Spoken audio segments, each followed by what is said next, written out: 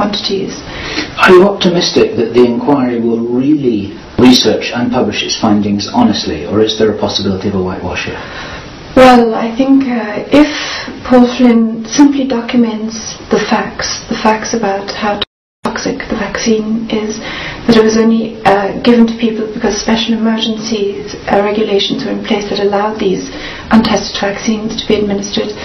If he documents the facts that we could have been forced to have taken this vaccine under the international health regulations, that there's a military-style management of the pandemic was planned, and indeed in France came within a few days of martial law in December.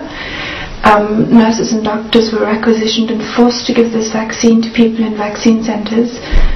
And if he documents all of this as well as Baxter incident, then that will be enough to create an explosive report, which will then be sent to 47 parliaments in Europe, but also to Switzerland, to the Ukraine, to Russia, to the countries that don't belong to the European Union.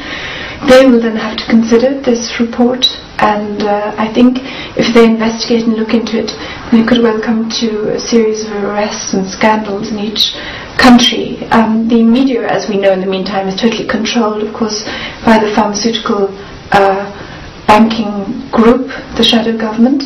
People like James Murdoch, the son of Rupert Murdoch, who's, I think, in control of the News Corporation's European arm, sits on the board of GlaxoSmithKline, which produces the pandemic vaccine. Thomas Gloser, the CEO of Reuters, sits on the board of Merck. So the media will not be telling us about all these dramatic developments, these investigations or whatever, but behind the media screen, we could see tremendous numbers of arrests and renewal and changes in our government on an unprecedented scale, because the facts alone are so shocking. So a lot will depend on what Paul Flynn includes in his report. Are you in ongoing dialogue with him, or did you just present him with a bunch of facts and now you're leaving it all to him? Yes, all I did was send him an email pointing out this aspect of the whole pandemic event, that there was a pharmaceutical company nearly triggering a bird flu pandemic, which would have been much more lethal than a swine flu pandemic. And I leave it to him. I'm sure he's going to do his job as impartially as possible. He's going to be under tremendous pressure to leave out facts concerning the toxicity of squalene and mercury. So we'll just have to try and keep the awareness among the general public to mobilize support and make sure that there isn't a whitewash. And what are your personal plans now? Will you still call yourself an activist, or are you sitting back thinking, well, we won that one and now I can go on to the rest of my life? Unfortunately, I don't think we've reached that stage. WHO has said it wants to keep the pandemic level 6 emergency for 2 more years.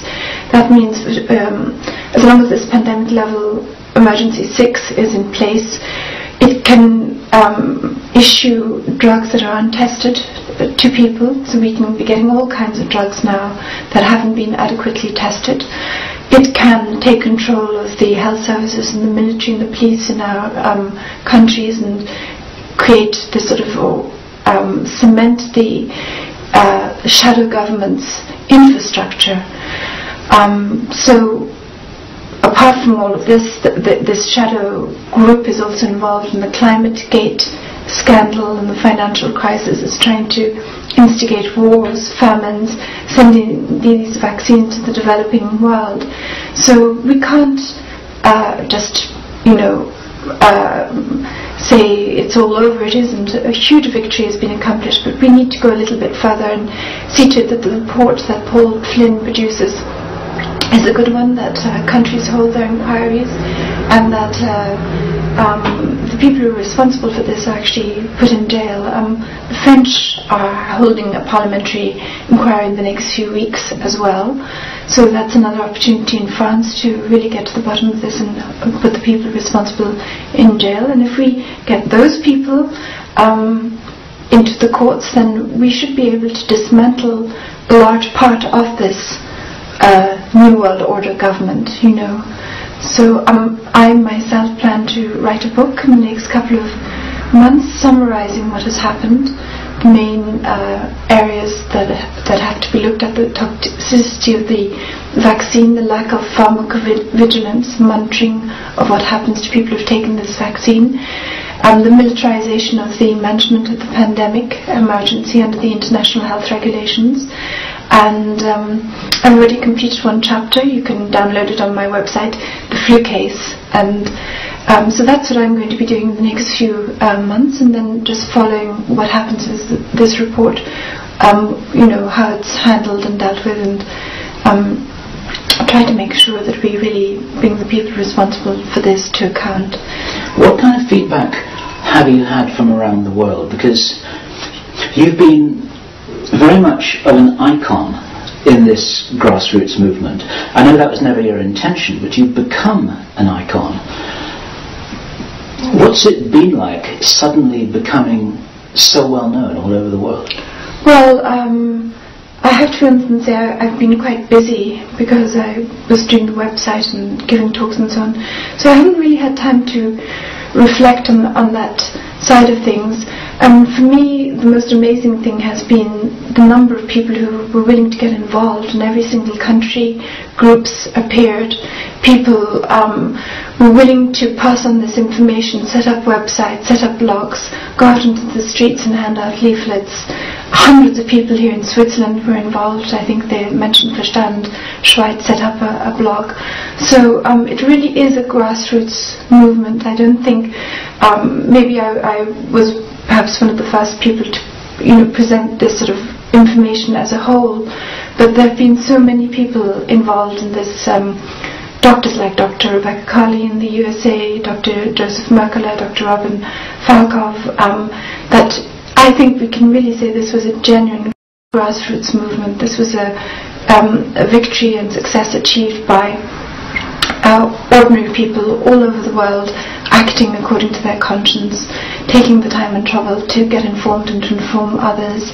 And this is the amazing thing, to see the goodwill and the intelligence of so many people at work. Message then of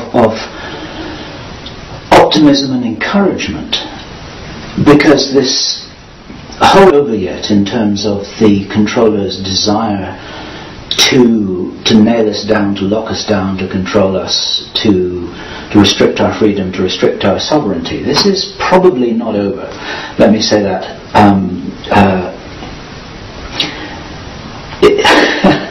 Let me say that as a little bit of an understatement. But what's the message of encouragement and optimism that you see for other people who've been woken up through all of this, and now they may have other things coming at them over the next few years? Well, I agree with you. The controllers have lots of plans up their sleeve, including, of course, a war. They've been planning a major war, nuclear war, for a long time.